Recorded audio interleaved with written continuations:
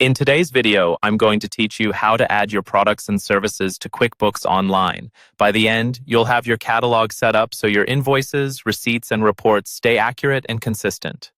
Start by signing in to your QuickBooks Online account. From the left-hand navigation, open Sales, then select Products and Services. This is your master list, the place where every product you sell and every service you provide lives. If this is your very first time here, you'll see an option to create items. If you've already added some, click the New button to add another. Either path brings you to the same setup window. Next, choose the type of item you're adding. Pick Service for labor or time-based work. Choose Non-inventory for items you sell but don't track quantities on hand, like promotional materials or supplies you don't stock. Select Inventory only if you track quantities and costs in QuickBooks. This is for products you stock and sell, with quantity on hand and cost tracking built in.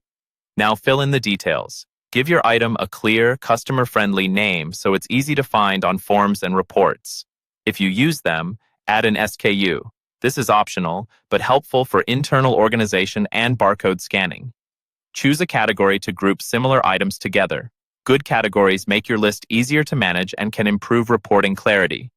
Add a description that will appear on invoices and other sales forms. Write it as you want your customers to see it, short, clear, and accurate. Enter the sales price or rate.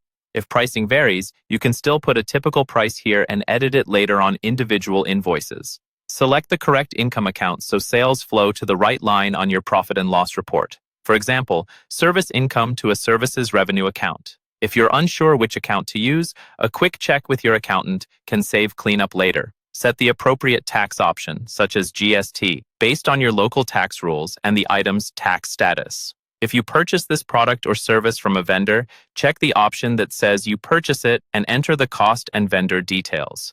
This ensures bills and expenses pre-fill correctly and keeps your costs aligned with sales. When everything looks good, click Save and Close. Your new item is now ready to use on invoices, sales receipts, and other sales forms. You can return to products and services anytime to edit details as your pricing or descriptions change. That's all it takes to keep your item list clean, consistent, and ready for smooth bookkeeping.